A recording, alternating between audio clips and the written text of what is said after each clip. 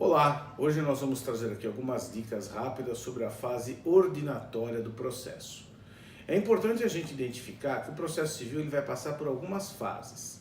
A primeira fase é a fase postulatória, onde o autor ingressa com a petição inicial vai ser analisada pelo juiz, podendo ou não ser deferida. Sendo deferida, o réu é citado e aí o réu tem a oportunidade de apresentar a sua defesa, que pode ser por meio da contestação e da reconvenção.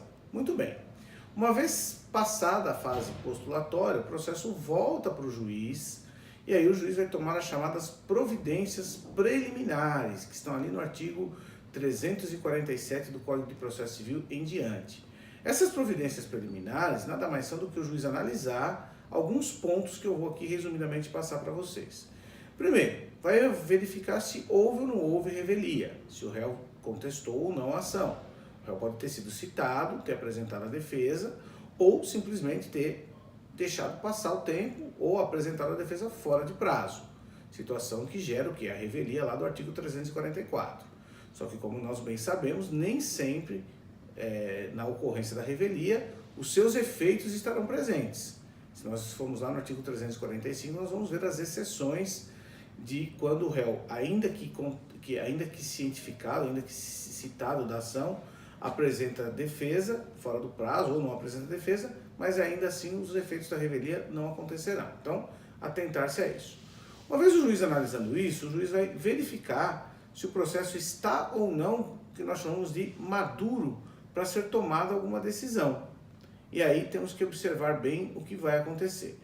Houve contestação dentro do prazo, o juiz, via de regra, vai mandar ouvir o autor em réplica, ok? Para que haja réplica, é preciso que o réu na contestação tenha apresentado matérias preliminares ou, se não tiver preliminares, apresentar fatos impeditivos, modificativos ou extintivos do direito do autor.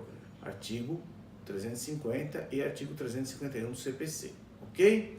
Na prática, a gente sabe que, independentemente de uma situação ou de outra, o juiz, via de regra, manda ouvir o autor. Muito bem. Ouvido o autor, o juiz vai analisar se tem irregularidades a serem sanadas ou não. Tendo irregularidades possíveis de serem sanadas, o juiz vai estabelecer um prazo para que o autor modifique, ou o próprio réu também, corrija eventuais erros constantes que possam, uma vez sanados, dar seguimento ao processo. Se as irregularidades forem tamanhas ou graves demais, o processo poderá ser extinto. Seguindo aí, nós vamos ter então a possibilidade do julgamento do processo. Esse julgamento pode ser com resolução de mérito ou sem resolução de mérito. E aí nós temos que estar atentos ao que preceituam os artigos 354 e 355 do CPC. Na regra, artigo 354, o processo é extinto sem julgamento do mérito, ou seja, com sentenças fundadas no 485 do CPC, ou ainda no 487, incisos 2º e 3º. Na verdade, aqui o juiz até homologa situações de mérito, mas que não foram ele necessariamente que julgou. É quando as partes transigiram, quando o autor reconheceu, desistiu da pretensão na ação, o réu reconheceu a pretensão do autor, ou ocorreu prescrição e decadência. Muito bem. Se não aconteceu o que está lá previsto no 354, vamos analisar o 355, que é quando o juiz pode julgar o mérito antecipadamente. Quando que ele pode julgar o mérito antecipadamente? Sempre que o processo estiver o quê? Maduro, ou seja, não há mais necessidade de se produzir provas. As provas que foram aparelhadas pelo autor e pelo réu nas suas peças já são suficientes para que o juiz tenha a sua convicção formada, o seu conhecimento formado. Então, lá no 355, incisos 1º e 2º, dão aí essas oportunidades. E aí o juiz, então, julga o processo, resolvendo o mérito. Essa resolução de mérito pode ser parcial ou total. Vamos dizer que o juiz entendeu que parte do processo lá tem pontos que não estão controversos, que estão já bem definidos. O juiz pode julgar o processo ali, definir quais são os pontos que estão bem incontroversos, vamos colocar assim, né? E seguir com o processo naqueles pontos que ainda restam-se controversos entre autor e réu. Uma vez feito isso, cabe à parte prejudicada, autor e réu, interpor um recurso chamado agravo de instrumento. Note que o agravo de instrumento é para decisões interlocutórias.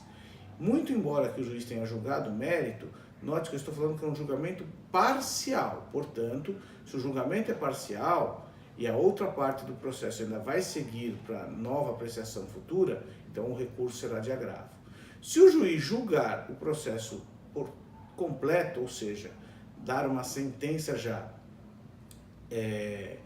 julgando procedente ou improcedente o pedido do autor, o que vai acontecer?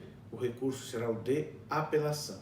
Note que nesta fase ordinatória, nem sempre o juiz dará sequência para a fase instrutória, ou seja, quando as partes poderão produzir outras provas, ocorrerá audiência, poderá ocorrer perícias, poderão ocorrer outras situações que vão servir ao conhecimento do juiz. Então, prestando bem atenção, a fase ordinatória inicia depois da fase postulatória, o juiz pode ou não dar sequência ao processo, pode ou não extinguir o processo com ou sem resolução do mérito. Ok? Um abraço a todos.